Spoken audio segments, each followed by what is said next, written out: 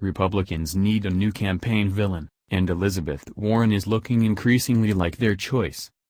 With Barack Obama and Harry Reid out of office and Nancy Pelosi toiling deep in the minority, Republicans are in search of a figure so reviled by the conservative base that he or she motivates donors to open their wallets and voters to go to the polls.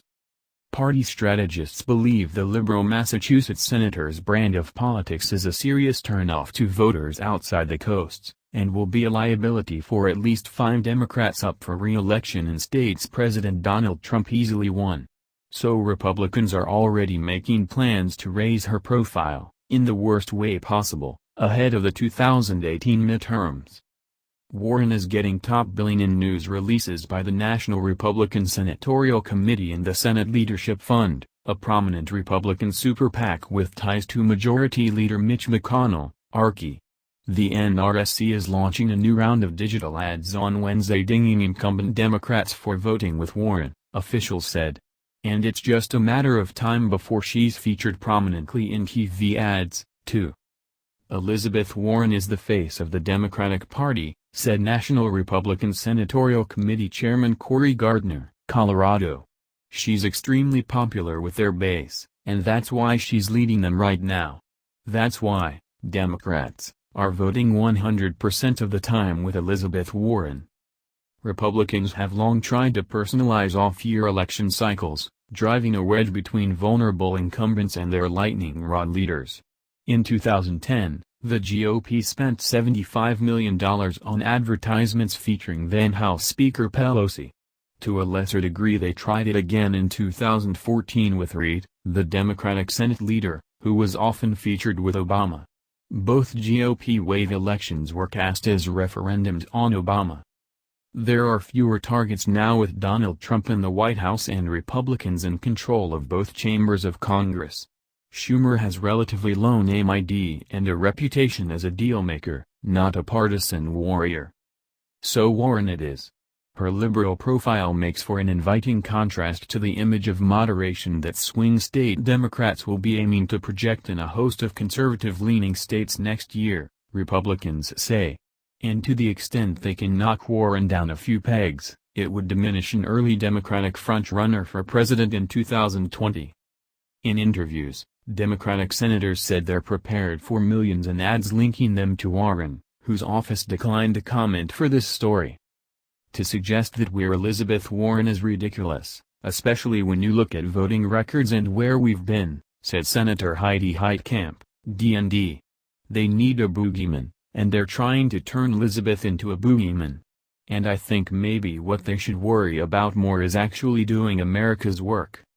It's not a surefire play for Republicans.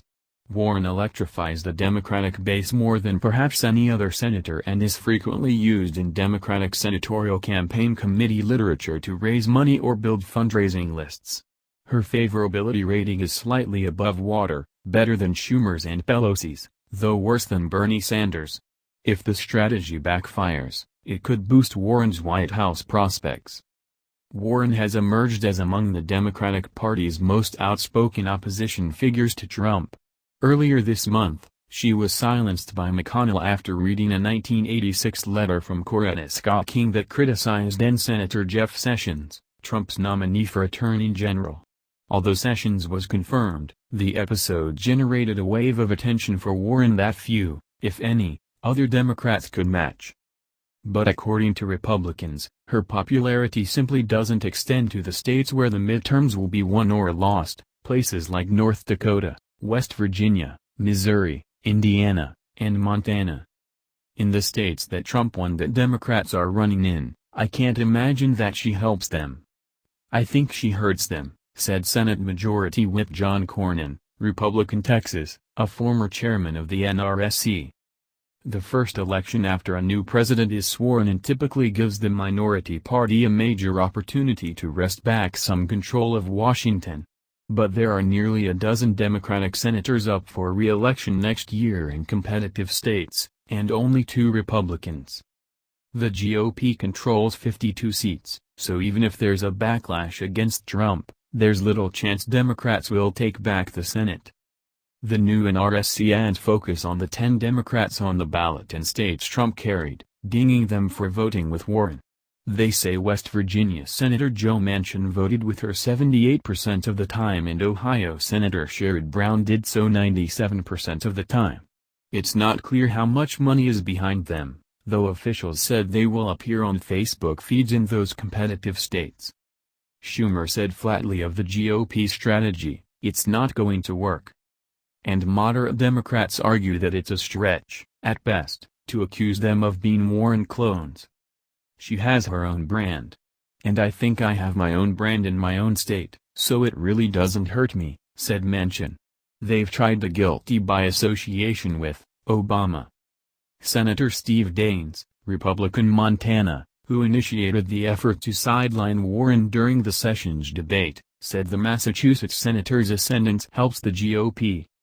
"One of the responsibilities when you represent an entire state is to listen to all of the voices," said Daines, who himself experienced a boomlet of attention after telling Warren to take her seat. "Ultimately, you want to make sure you are aligned with where most Montanans are on an issue. And I can tell you most Montanans are not aligned with Elizabeth Warren." But Daines' Montana colleague, Senator John Tester, said her reputation in the state is more nuanced. "There are some people in Montana that love her," said Tester, a Democrat who was up in 2018. "There are some people in Montana that hate her. And there are a lot of shades of gray in between." Warren campaigned for Democratic Senate candidates last year in states including North Carolina and Missouri. That suggests Democrats believe she's a net plus, even if those candidates lost. Warren has her own Senate race in 2018, which will keep her in Massachusetts much of the next year, allowing incumbents to sidestep potential criticism over stumping with her. Democrats argue that Trump, not Warren, will drive next year's election. They say the GOP is grasping for a strategy now that it is in power and Trump is off to the least popular start in modern presidential history. "I don't think anyone's going to be fooled," said DSCC Chairman Chris Van Hollen of Maryland.